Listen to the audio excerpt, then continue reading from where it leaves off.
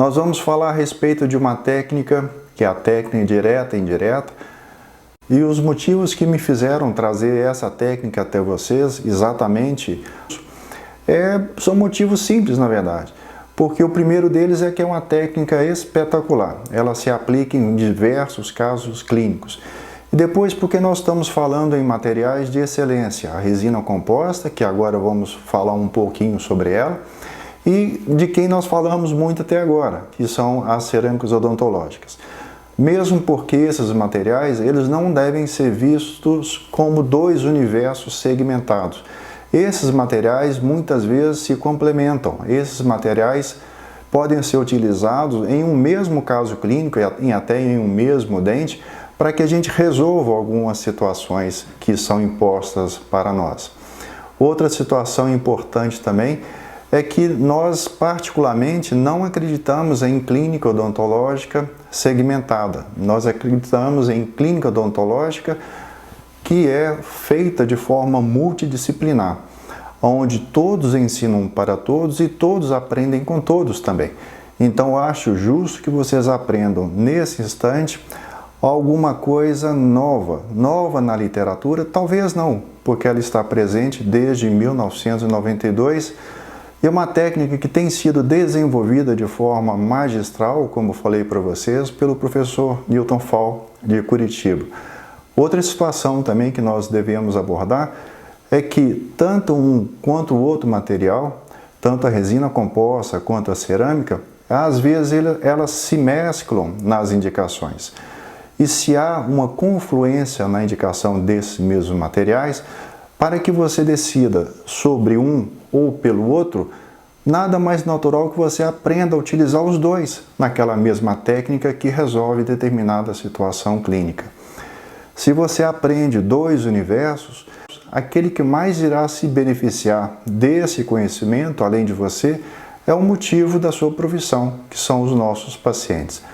Sendo assim, hoje nós vamos ver um pouco a respeito dessa técnica direta e indireta em restaurações com resina composta, onde nós vamos focar basicamente na sequência clínica desses tipos de restaurações. Vamos mostrar também alguns casos clínicos para que a gente ilustre essas mesmas aplicações. E eu tenho certeza que vocês vão gostar dessa técnica, não só pelos resultados clínicos que nós vamos mostrar daqui a pouco, resultados altamente satisfatórios, em minha opinião, mas principalmente pela alta gama de indicação que essa mesma técnica possui.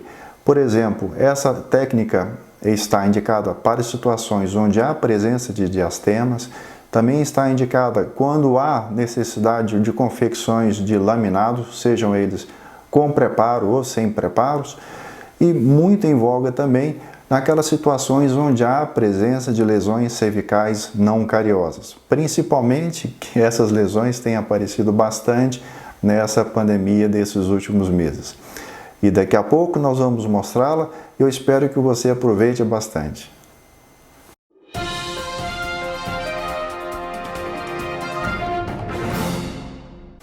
E nessa sequência que vamos passar para vocês agora, eu vou mostrar para vocês o que nós realizamos em laboratório para que nós pudéssemos simular a confecção de uma faceta em resina composta.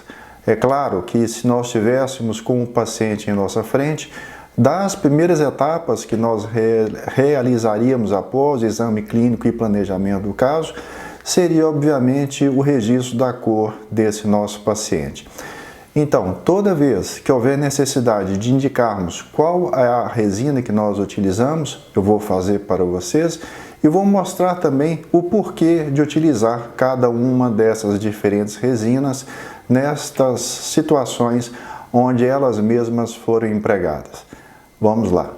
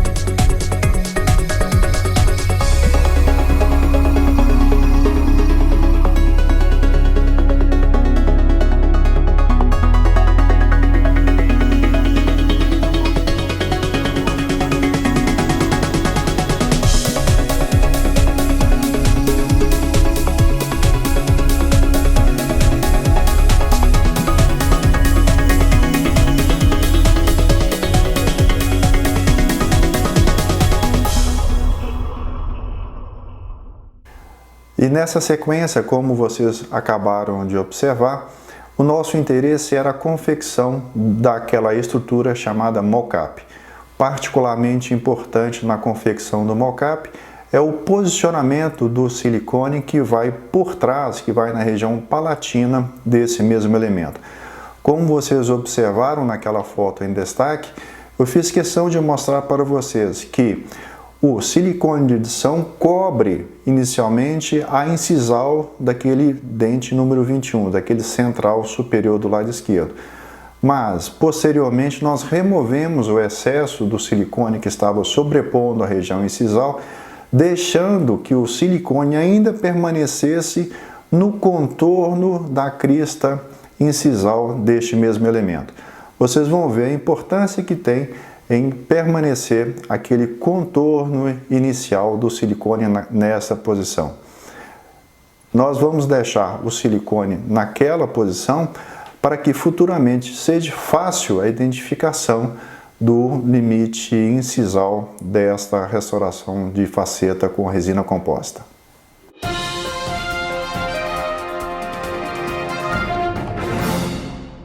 E agora, amigos, nós vamos acompanhar a sequência de instalação do mock-up na superfície palatina dos dentes superiores anteriores. Aqui é importante frisar a necessidade de verificação da adaptação deste mesmo mock-up nessa região e marcar e mostrar a delimitação que existe entre o término do preparo cavitário na sua região incisal, para que futuramente a resina incisal seja acomodada nesse mesmo mock-up fora da boca. E como vocês irão acompanhar, depois esta resina é acomodada agora em cima da superfície incisal desse término do preparo cavitário que já foi realizado e posteriormente ela será polimerizada como na sequência que nós iremos verificar.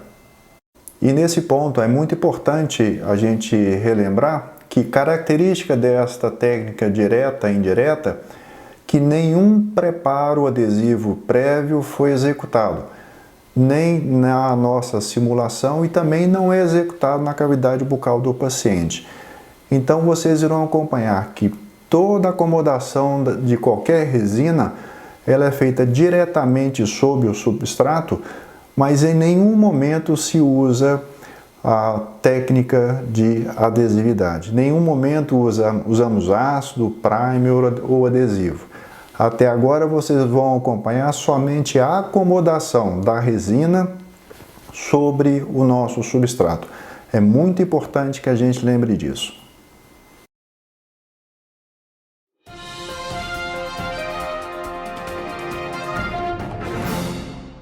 E uma vez terminada a confecção da concha palatina em resina incisal, passamos agora a fazer a acomodação do fio afastador para que a gente tenha melhor visualização do término cervical, para que futuramente a gente possa acomodar a primeira camada de resina do tipo dentina.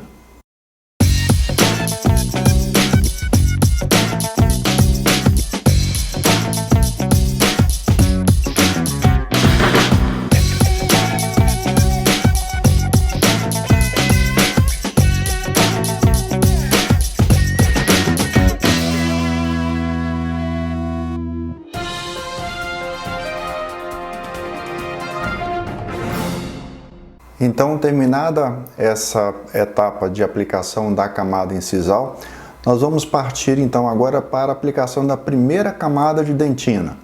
A ideia é dar saturação à nossa cor, a ideia é dar já o croma que eu estou interessado já na profundidade desse preparo cavitário que aí está.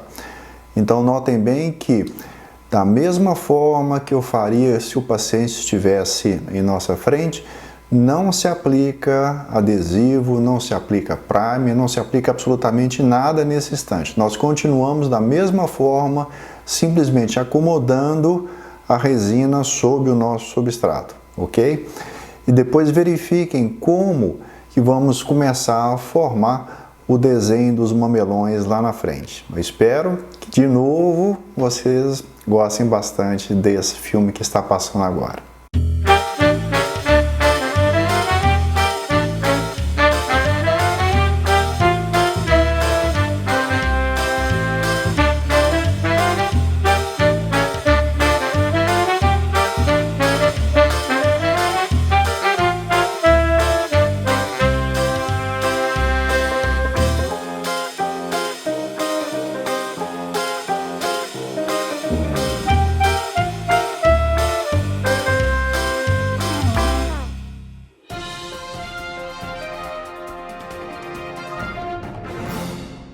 E agora, para dar mais vida à nossa borda em sisal, nós vamos trabalhar com os esmaltes translúcidos. Nós vamos trabalhar nessa situação que está sendo demonstrada com 2 esmaltes translúcidos. Nós vamos trabalhar, primeiramente, que vai aparecer uma faixa como se fosse uma pequena cobrinha, o esmalte opalescente azul. E depois nós vamos trabalhar com 2 esmaltes opalescentes, posicionando por cima dos nossos mamelões para dar uma sensação de maior profundidade dessa mesma dentina. Então, o esmalte opalescente, ele vai na borda em sisal e depois nós vamos colocar por cima dos mamelões uma nova camada de esmalte opalescente diferente daquela primeira que nós aplicamos, diferente daquela azul.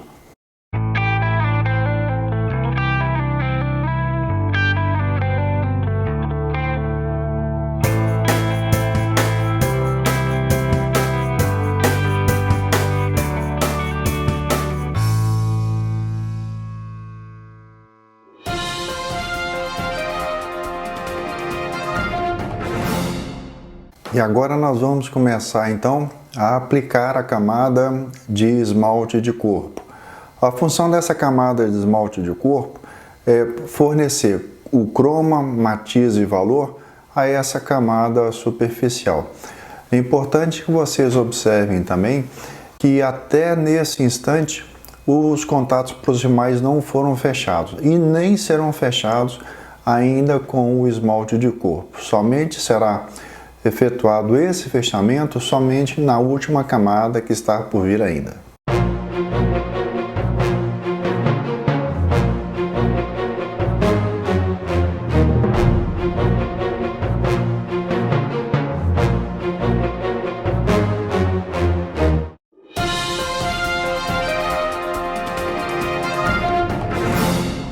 E agora o posicionamento do nosso último incremento de resina composta, que é exatamente o esmalte de valor. Esse esmalte de valor é posicionado nesse instante para que ele faça a modulação da cor final da nossa futura faceta em resina composta. É importante também que a gente lembre que só agora o contato interproximal é dado com essa resina. Isto é intencional para que haja maior passagem de luz nessas regiões interproximais.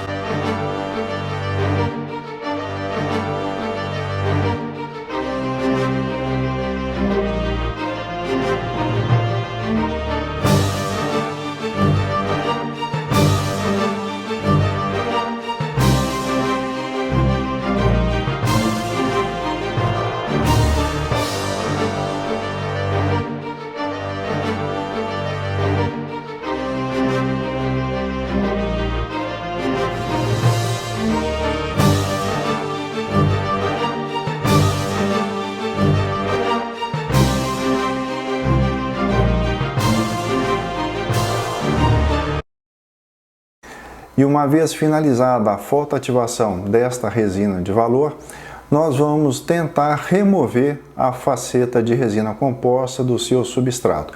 Agora, atenção muito importante tem que ser dada nesse instante para que a remoção comece pela região palatina, onde nós vamos tentar remover aquele excesso agora com a borracha diamantada, por exemplo, da Ultradent, a G5 verde que nós estamos utilizando aqui nesse nosso filme. E após a remoção do excesso por palatino, aí sim que nós vamos para a região vestibular agora com movimentos finos de alavanca, tentando remover essa restauração, essa faceta de resina composta, com pequenos torques, jogando essa faceta para fora e para cima para que ela saia com certa facilidade.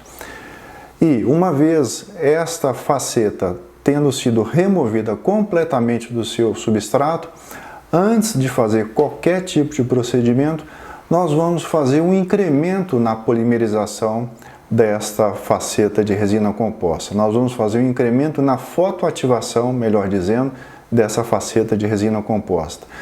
Nós vamos também fazer um incremento, na polimerização, com a tentativa de fazer com que haja maior conversão de monômeros em polímeros, levando também esta restauração agora de resina composta para um forno um forno seco, que vai atingir a temperatura de aproximadamente 120 graus centígrados, e vamos manter esta restauração lá por aproximadamente 10 minutos.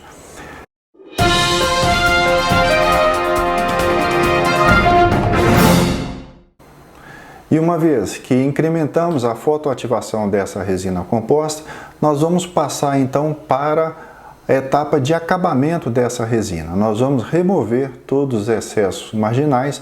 Entretanto, antes que isso aconteça, nós temos que marcar as regiões proximais e a região do término cervical, agora com um lápis em cera. É importante que a gente marque para que a gente corte somente o necessário. Nós vamos remover, então, tudo aquilo que não interessa à nossa anatomia primária. Nós vamos verificar que aquela situação que chamamos a atenção lá atrás, quando falávamos a respeito da matriz de silicone, daquele mock-up de silicone, quando nós deixávamos a matriz de silicone cobrindo parcialmente a crista incisal desse mesmo incisivo, vocês vão ver agora a vantagem daquele procedimento. Aquele procedimento nos dá agora a facilidade da demarcação de forma muito simples do limite da nossa crista incisal.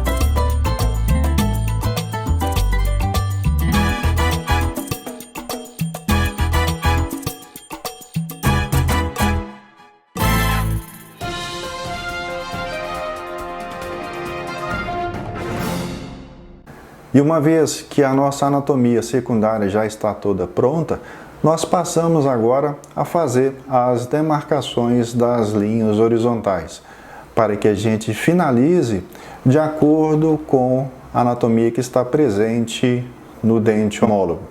É lógico, se o dente homólogo não tiver essa anatomia tão rica, não é necessário que a gente faça essa mesma anatomia.